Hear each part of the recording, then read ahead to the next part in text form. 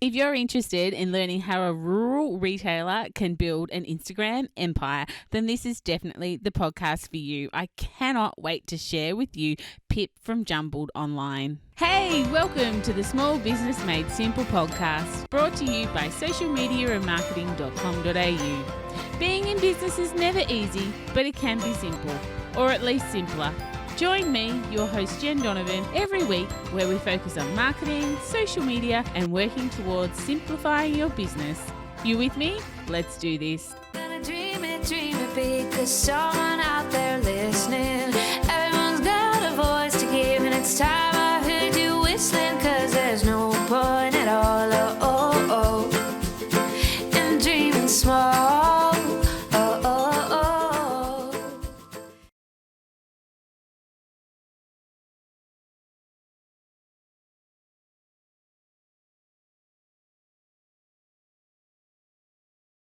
Hey there, my fabulous listener. Welcome to episode 83 of the Small Business Made Simple podcast. Thank you, as always, for lending me your ears today. I know you have lots of choices out there, and I really do appreciate you making me one of them. If you're a first-time listener, then hey, super welcome to you. I'm so pleased to have you here on the Small Business Made Simple podcast. I am, of course, the host, Jen Donovan, and it's my job via this podcast and social media and just about everywhere else that I hang out to make your business life simpler. I'm a thought leader when it comes to marketing here in Australia, and I'm a marketing strategist for small business. Why?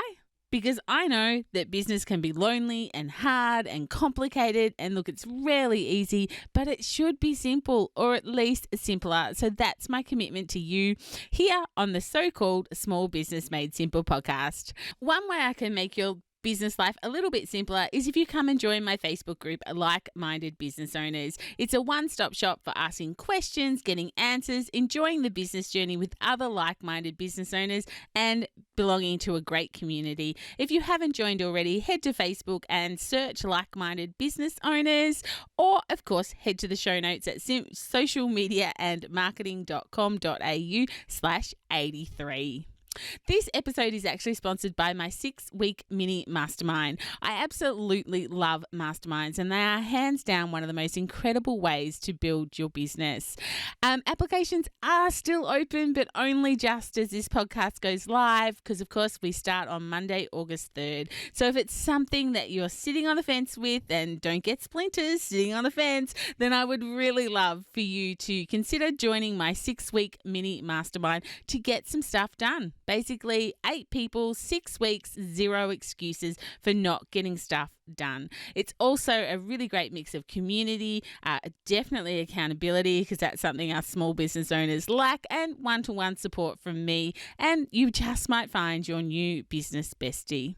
You can find all the information that you need for joining my 6-week mastermind at bit.ly, so bit.ly/mastermind with Jen, or of course head to the show notes, socialmediaandmarketing.com.au/83.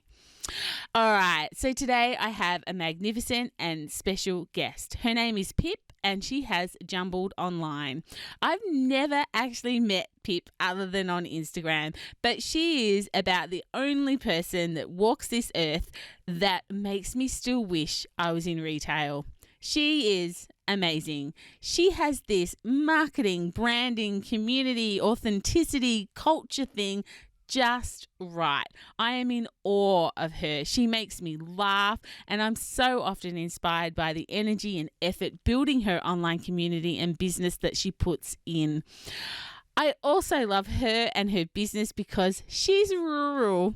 Yep, she's based in Orange in New South Wales. Since creating my Buy From a Bush business Facebook group back in October 2019, I've really embraced more and more the fact that I live rurally. It was something that I often thought was to my detriment, but now I'm finding it's exactly where I need to be, and it's exactly what I need to be. So it was a delight to talk to this powerhouse of a rural woman. So if you're interested in learning how a rural retailer can build an Instagram empire, then this is definitely the podcast for you. So without waiting any longer, let's welcome Pip. Pip, I'm really excited to have you on the podcast today because not only are you an amazing retailer, but I absolutely love your Instagram. But for those who perhaps haven't come across your Instagram or your wonderful store in Orange, can you tell our audience a little bit about yourself? Of course. Thanks for having me, Jen. Yeah, so my name's Pip and I've got the Sonic in Orange in Central West New South Wales. And it's inside the Sonic, we renovated a big old Masonic hall and we've got a store called Jumbled, and Jumbled Online is our Instagram name and our website. And it's a home of coffee, fashion, homewares, art, color, everything that I love all under one roof. Really? Yeah. And color is probably the operative word. Like your Instagram is just so colorful. I absolutely love it. Yeah, I just love color. It's not a conscious decision at all. It's just I don't know, it's just totally what I'm drawn to. Yeah, right. So from looking from the outside in, that is right. I was going to say the opposite way. Yeah, No, yeah, from the yeah, yeah. outside looking in, it looks like you're building a bit of a retail empire up there in Orange. But where did it all start for you? Ah, okay. When I was, look, it started when I was really young, really. My mum had a clothing store for 25 years in Orange, and it was a mecca back then for all the country women and the Sydney people to come shopping. And when I finished school, I decided to study fashion design at uni. And then when I finished uni, I decided I didn't want to be a fashion designer, that I wanted to open my own clothing store. So I'd worked in retail all the way through uni, and I just went to work for the best people and to learn from the best people. But really, mum was the greatest teacher of all. Oh, wow. And then when I was 21, I opened Igloo, my Yep. first clothing, well, not my first clothing store, my clothing store. And I opened that in Bathurst, which is just near Orange, because back then there weren't really many stores regionally selling cool clothing for young people. So yeah, like the first 3 years were really, really hard, like so hard. But then it just got, everyone said if you can survive those first 3 years, you'll be fine. And I feel like then I just started working. I think I worked out what worked and to stay true to what I like and love, rather than trying to be too much to too many people or trying to appeal to a certain person. But yes, I had Igloo, and then I think about 8 years ago I opened Jumbled, which was my homeware store, which had been a dream for mine for ages. And the same thing there. It was a struggle a bit at the start, but definitely because social media was around then, it was just a lot easier to get traction. And I think I knew more, I was a bit wiser and already had clients and customers. But yeah, the dream was to put them in the same building and make that concept store that I'd seen in Europe, like Mercy or Anthropologie in America. And then, yeah, it all happened 4 years ago. We renovated the Masonic Hall, moved them in together, and then business just ramped up even more then again. Wow. So it's just been, I guess a slow burn over many, many years. But yeah, started with two tiny, tiny little shops, and yeah, here we are now. Yeah, well, that's it's incredible. And like what you were saying before, like in the last 4 years, you've seen some great growth. Like, for those of you who are listening to the podcast that aren't quite sure where Orange is, like you are in the depth of the drought. Like I live in the Riverina and we're in drought, but you guys have, we don't have the water worry so much because we've got the Murray near us. But you guys, to excel in a retail space in the middle of a drought is incredible. I think, yeah, and I think lots of people think that the drought's broken, I think, because they saw a couple of farmers dancing around in the rain. a few months ago Yeah. in Canamble or something like that. I think people are quite probably surprised that Orange is only at 23% water capacity, and I think we have been for about 4 years. Mm. When we renovated the shop was when it rained for 6 weeks straight. So that's the last time it rained. But I think because we have online, I like to say online and social media drought proofs your business, but it also corona proofs it and fire proofs it to some extent. Like I think having an online component to our business has meant that you spread your risk. And I think that's the same with having, the different elements that we have in our business, that you are able to not have all your eggs in one basket. Yeah, yeah, yeah. Um, from one small town girl to another, how have you found the townspeople with, what you're doing and the growth and, because you are appealing to a younger demographic, I would assume, with most of your products. Have you found the townspeople have been really embracing, or like, I guess in my town, the tourists are our cream, like the locals support us every day, but it's the tourism that really helps retail out. Is it, have you found the locals have really embraced what you're doing? And just say Orange is in a really unique position that it's changed so much since I even opened the clothing store. There's so many cool things going on and great businesses doing great things. That the community is really supportive, and the tourism is just, the added cream, which is great and which has been really amazing since lockdown closed. Orange is experiencing extreme growth at the moment. But it's a really cool community, Orange, and I feel like we've kind of got everything that you would need in a town, everything that you could want. Yeah. But I also think, the positives outweigh the negatives being in a regional area. I think in business, you might think that you need to be in the big smoke, but you don't need to be. There's just with technology, and your money stretches a lot further out here, I think, and the support of the community is here as well, that I don't know if you would get in a big city. Yeah, yeah. No, I think that that's a great point. The community is different in country towns, or, bigger country towns even, because I think Orange is quite big, isn't it? Yeah, I think we're about 50,000. Yeah, yeah, yeah. So it's a little bit bigger than a sleepy country town. But yeah, I think community is just so great. And I guess that's kind of, was part of the question, because, if you haven't got that community and that town supporting you as a business owner, sometimes it can be a really hard slog to make things work. I 100% think that as well. And often other businesses from other towns will ask me about that because they're finding it a bit tricky. Mm-hmm. And I often suggest, like, it's really nice if you can team up with another business or two that's similar to yours or not.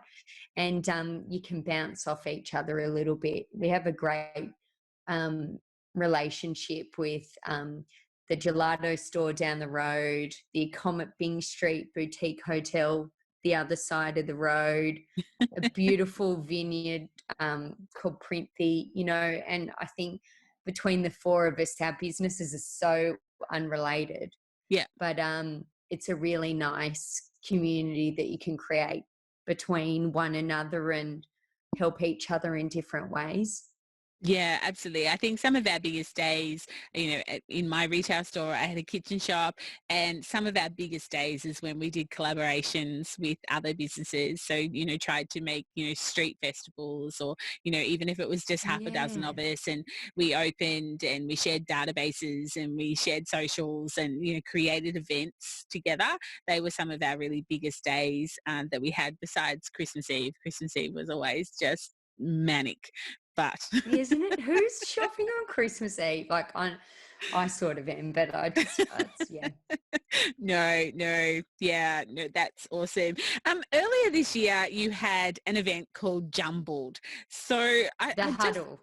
The huddle, sorry, yes. Sorry. I wrote that down wrong. The huddle. Yes. Yeah, so I was just wanting to, have a bit of a chat about that because that was kind of left of field. So you're in retail, you've got beautiful homewares, beautiful clothing, a bit of an art display, and now you've decided to do a live event. What was the idea behind that? Where did that sort of spark come from?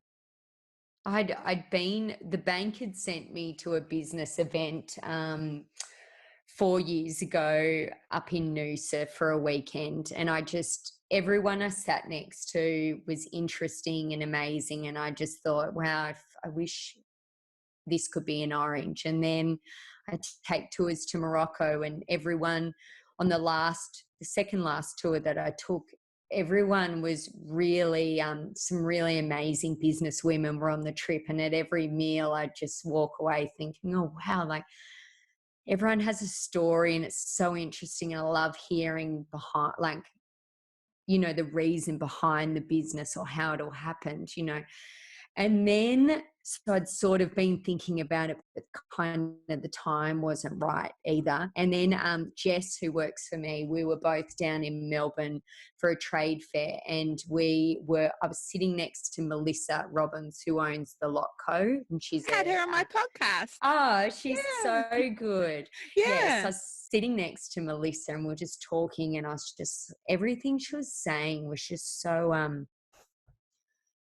so true and amazing that and there was another person at the dinner that was really knocking regional stores and regional areas and how retail, and she tries to direct them to buy the more beige things, the more safe things. And I was like, oh, I think regional areas, I think you need to get out to come and see us, because there's so many cool businesses doing so many wonderful things. And Melissa was just so good she was just amazing. And we walked home from dinner and I was like, we need to get Melissa to Orange. Like, we need to get people like her to our region. And the drought's been so bad. Like, there's no time like the present. Let's just do it. Who would we have? And so we wandered home from this night out, rattling off all the people that we'd invite. And then we literally just started asking people if they would be a mentor at our event. And and Orange was super supportive of it, like our council.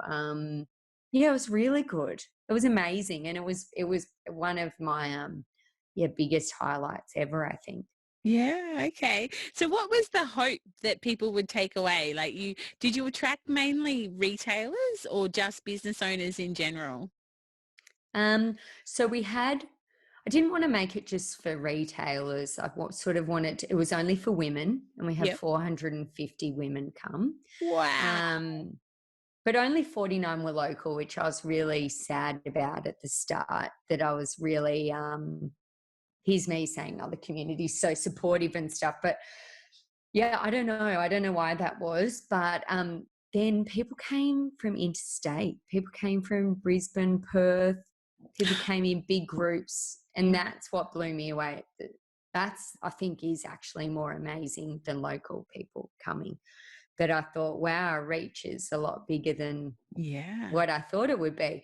But yeah, it was people who had, there were so many different types of businesses. There was accommodation people, there were graphic designers, there were people making products, lawyers, accountants, like pretty much every type of business that you could think of. But some people were just dreaming of starting their own business. Some people just wanted the inspiration. And it was amazing. It was really amazing. Yeah, no, it looked amazing. I didn't get there. I had a couple of friends who did go, but it looked amazing. And I just thought it's so left of field from retail. Like, it's not very retail-y to, have a big event like that for 450 people, no less. I think when you've got a small business, you can just go, oh, let's try that. And then we do and see if it works or not. It's sort of, we do that with most things during the day, like, oh, we should do that. Let's try that. So I think that's where you can be nimble. And just give things a go and see if they work. But then once we sort of started getting those numbers, I was pretty stressed in the lead up to it because I really wanted to create a flawless event, even though none of us had ever held an event ever before. So, yeah, it was interesting, but we pulled it off, I think. Yeah. Yeah, you did. You had some pretty amazing guest speakers come. Did you already have a relationship with them, or did you just ask them to come? Um, Most I had a relationship with already, and I think that helps convincing people to give up a weekend of their time when they're already really busy. But some I just reached out to, like Jane Kay from Bird's Nest. Oh, yeah. I hadn't actually met her before, but oh, she was so amazing. She Yeah. was really very Um, inspiring. she married a local Korowa boy, so just down the road from Really? me. Yeah. Yeah. Our my husband and him did little athletics together. So Oh, that's so it's a very small world. Yeah, look, very I small just world. think if you don't ask, you don't get. So if you Yeah. don't ask the people, then but you have to make it worthwhile for the people as well that you're asking, I think. The same as the guests. I think if you can give them, I really wanted to give them the ultimate orange experience as well. So they stayed in beautiful accommodation and have beautiful meals organized and all sorts of things. But um yeah, it all worked really well, and I guess what we also wanted to showcase was our town of Orange as well, and that's why we did it over a weekend and put different events sort of scattered throughout, so that hopefully people would stay 2 to 3 nights, and that was also beneficial to our community. But you should have seen town; it was very loud, very bright, very lots of laughter for the weekend. Oh, that sounds brilliant. And it's such a good segue into, I guess, my next question, which was kind of like, if people are listening to this and they're kind of, thinking a little bit about, the huddle or retail, and maybe they're a little bit afraid to take the leap or, to look outside their comfort zone, you do things clearly that are good ideas that you just pull off. It starts with a thought and then you do, and then you tend to pull things off. I'm sure there's things that, are still in the pipe works or are still a dream, but what advice would you have to someone who perhaps, isn't quite willing to take that leap? Yeah. I also have lots of ideas that I get to even quite late stages, and I get the pin pulled on those as well. So not every idea, I guess, is a great idea. Yes. Um, I think if you're thinking of starting something, I would just start it, which sounds obvious, but it can be really daunting. But, even with talking to everyone from the huddle and talking to people on my podcast, like, know that the thing that everyone says is that perfection isn't the thing you need to be aiming towards. Just like one little step forward will get you in the right direction, and not everything has to be perfect right from the start. I think it's an evolving thing. But to also, mum used to always say to me, you don't need the shiny bags to start off with. Yeah.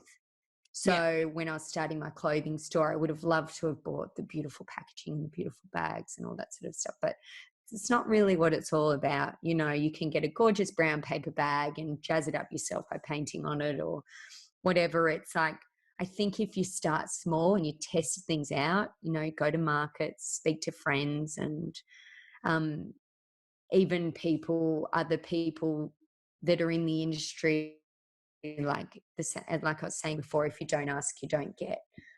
Some people will be very generous with their time and their knowledge, but I just try. Yeah. Yeah. There's no harm in trying. When I started Jumbled, it was the tiniest shop. It would have fitted in this little room here, and I had a $50,000 loan, and you just start small. Yeah. And you don't have to quit. If you have a job, you don't have to quit. You could just cut back a couple of days. And Yeah. I think that's the smart thing to do. Yeah, I know when I started my retail shop, I went into partnership with my best friend, and she's still my best friend. We've been best friends since we were 14. Good. But That's I, lucky. yeah, it was really lucky. But I was working a couple of days a week, and I kept that.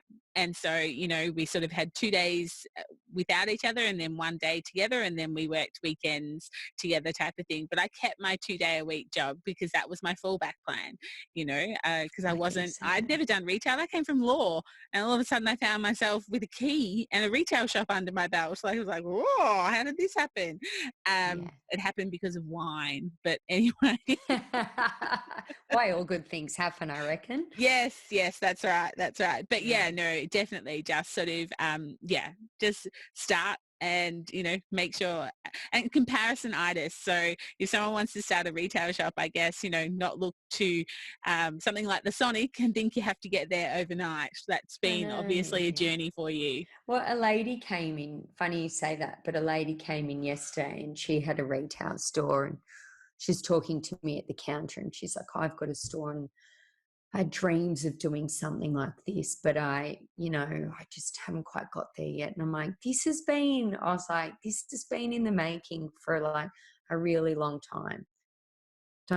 You don't, I was like, my first shop would have fitted just where those couches are. You have to start somewhere. And it's like when you buy a house, you're probably not buying your forever house to start off with, that, you probably hopefully will get bigger and evolve and things like that. But you do have to be careful at the start, don't you? Because so many don't make it.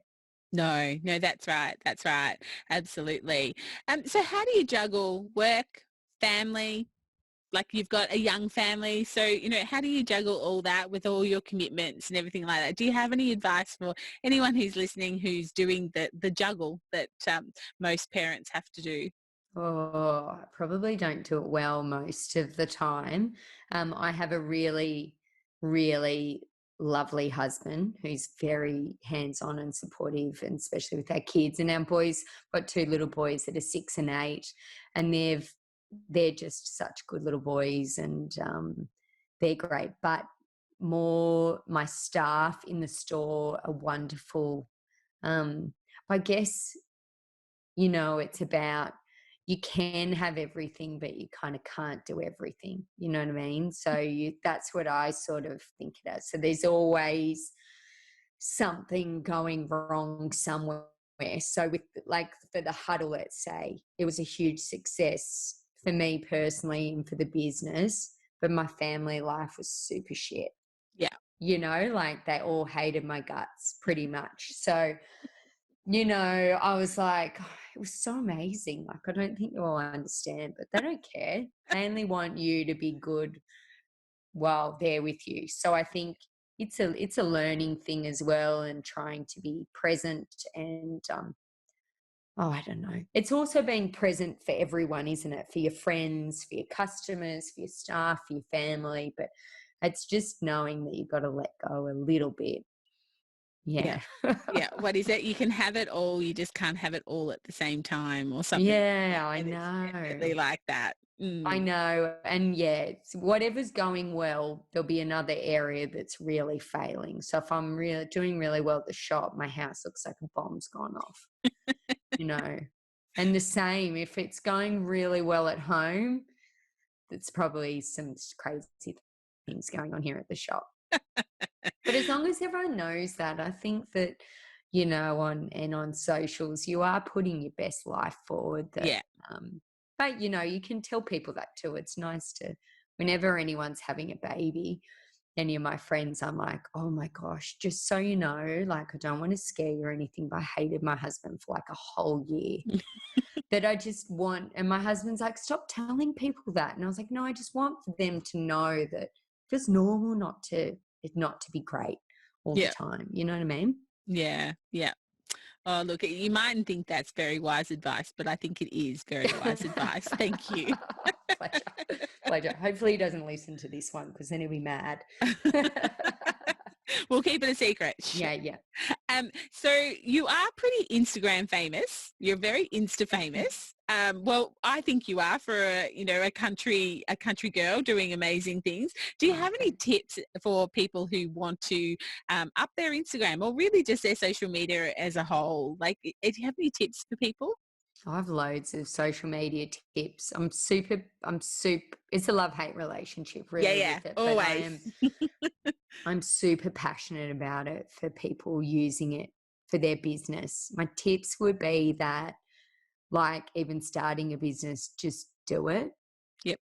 Don't overthink it. Just do it, because really it's free and you get access to your audience multiple times a day if you want, for no money, and it doesn't have to be salesy and pushy. People are actually on their social media because they're seeking inspiration, or they're wanting to buy stuff, or they're just wanting joy, you know what I mean? Yeah. So I think it's a really great platform that you can utilize. But I think, and you can also, I think it's a really great way for a business, whether they're, especially being regional, because I think it gives you a really interesting point of difference. But you can really show who you are and who your brand is, and it doesn't have to be super polished. I think you can just have a bit of fun with it, and that's kind of what people are seeking at the moment, that Yeah. authenticity. And but I think just post the thing, don't overthink it, just put it up, and yeah, you can pull it down later if you want to, but you won't. Don't bother. Just keep building, and it's the same as, like we were saying, with the tiny baby shop and the $50,000 loan. Like, you have to start somewhere. Yeah. And I look back at photos that I took a year ago or 2 years ago or a month ago that I thought were really great. And I'm like, oh, I thought that was really cool. But, like, things change, and you just got to start somewhere. Yeah, yeah. I think one of the things that I find so great about your Instagram is that you guys keep showing up. It's one of the biggest things that I find with small business owners is that people don't want to put themselves on their social. They're all about their brand or all about their business, but I love the way Yeah. that, you guys keep putting yourselves out there. Well, I didn't used to do that either. So, hate my voice, hate my face. And so I would avoid that at all costs. Don't mind my hands, don't mind my feet. So my feet would always be in my hands. But, I did, I guess Insta stories have really changed the game Yes. again Yeah. for the better, in terms of just being able to pop things up and not think too much about it. And lots of people were saying that they're going to the stories and not really the feed anymore. So it only lasts for 24 hours. So just go crazy and it doesn't really matter. But I think I did something where I spoke through a catalogue saying what I liked and what I didn't like, and it did really well. And I was like, oh, I might try that again, and did it again differently. And then I showed my face, and people were, that worked really well. So I think, and then I'm like, oh, maybe I'll do this. And then so it's been like a little evolution, because we're Yeah. all super self-conscious of Oh, yeah. ourselves. But someone said the other day, and I was like, oh God, it's so true for so many things in life. Like, no one cares about the pimple on your face because they're so worried about the one on theirs. Like, you know, no one cares what you're doing. Everyone, yeah.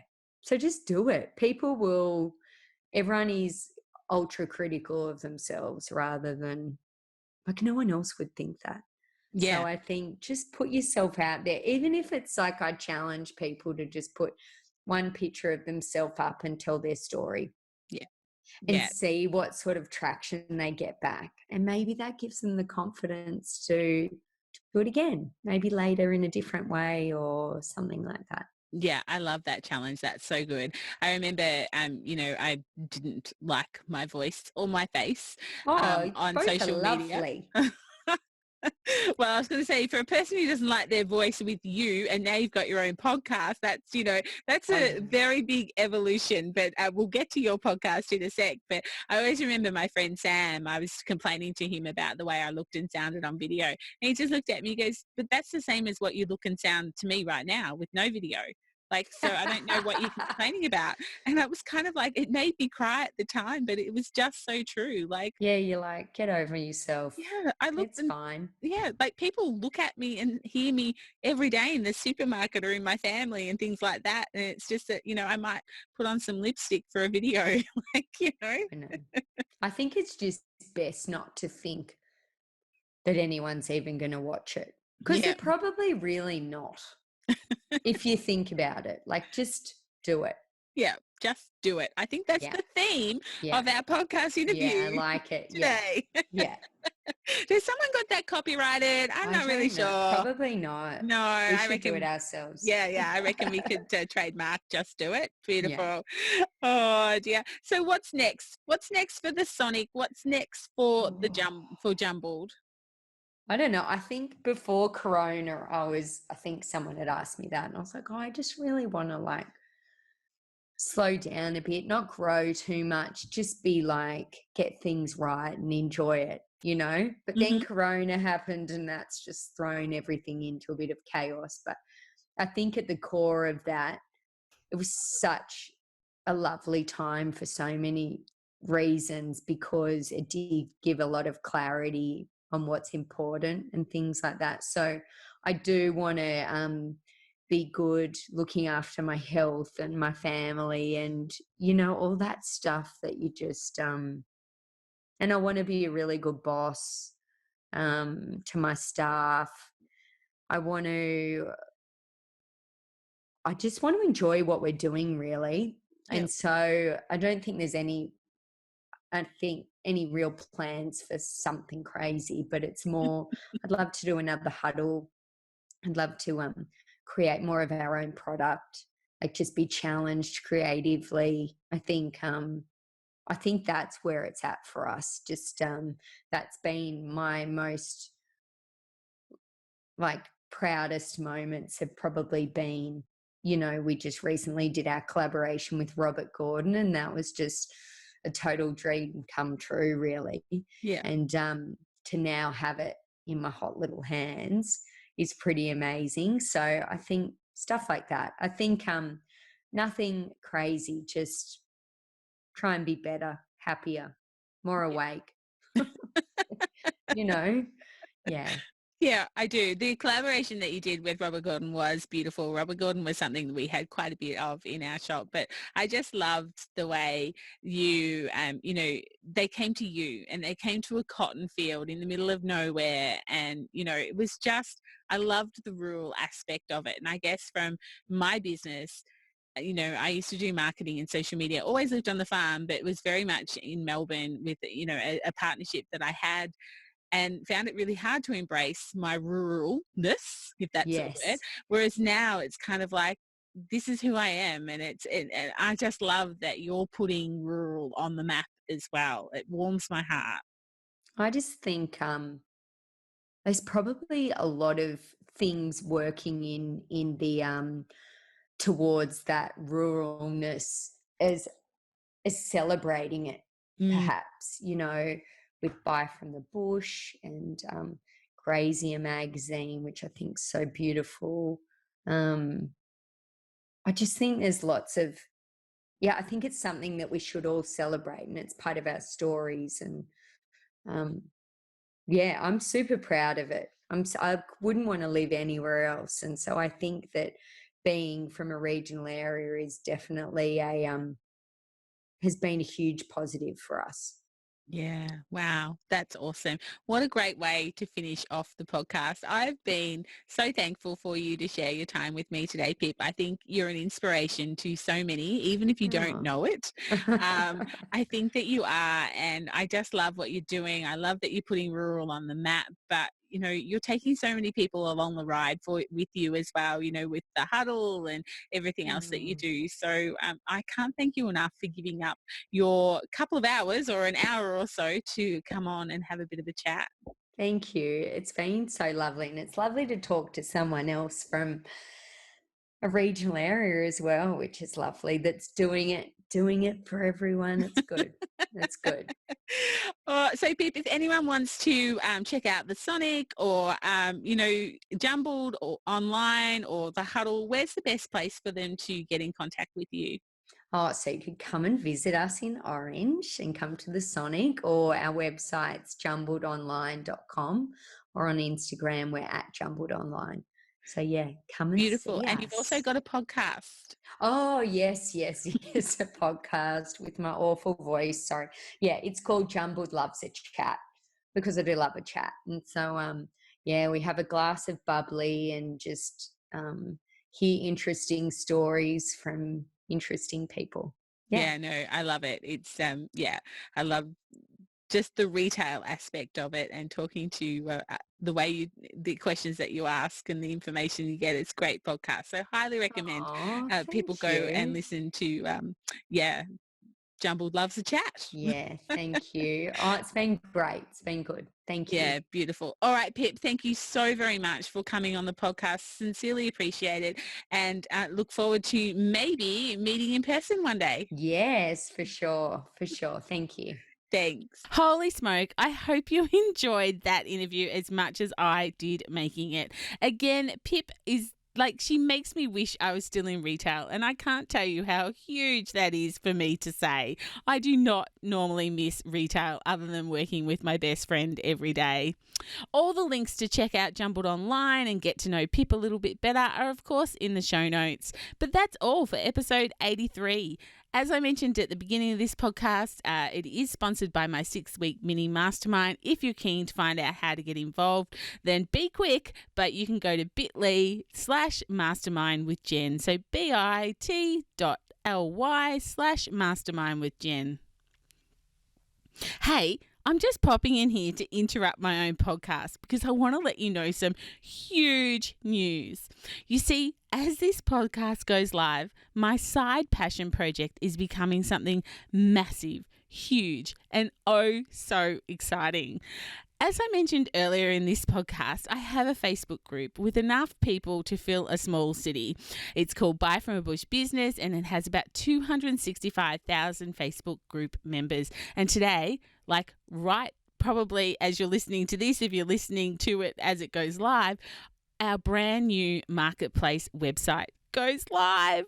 Oh my God, I'm so stoked. I've been in tears of joy and excitement for days to announce this. So this is kind of like my soft announcement here to my podcast audience, as I'll have, my fellow side hustlers on the podcast really soon to tell you more. But basically, the amazing ladies at Spend With Us, Lauren and Sarah, and I have joined forces to create a marketplace website. Spend With Us, Buy From a Bush Business Marketplace. So head over and have a look at our new marketplace, a place for rural and regional businesses to sell their goods and aid seriously in the recovery of drought, fires, flood, and now coronavirus. I'm not quite sure what else can be thrown at some of these small business owners.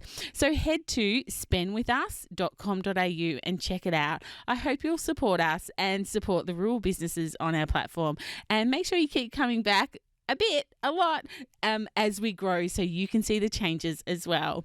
Okay, that's all I wanted to interrupt and say. Now for the proper goodbyes. So do you have questions? Head into the Like-Minded Business Owners group and ask away. Or, of course, you can send me a DM on Instagram or email me at jen@jendonovan.com.au.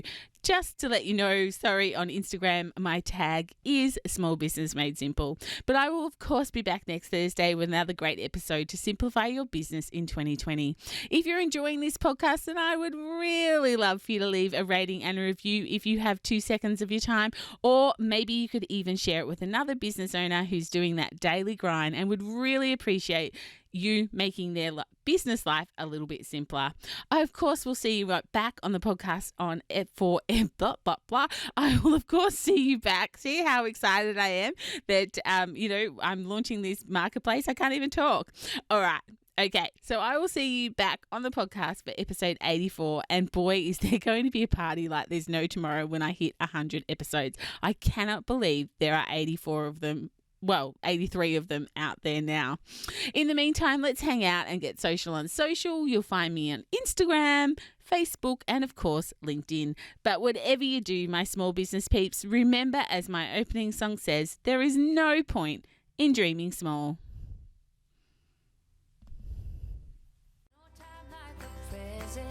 Tell it like you feel it, say it proud, be true, and let us see you for the star that you are. No point in dreaming small.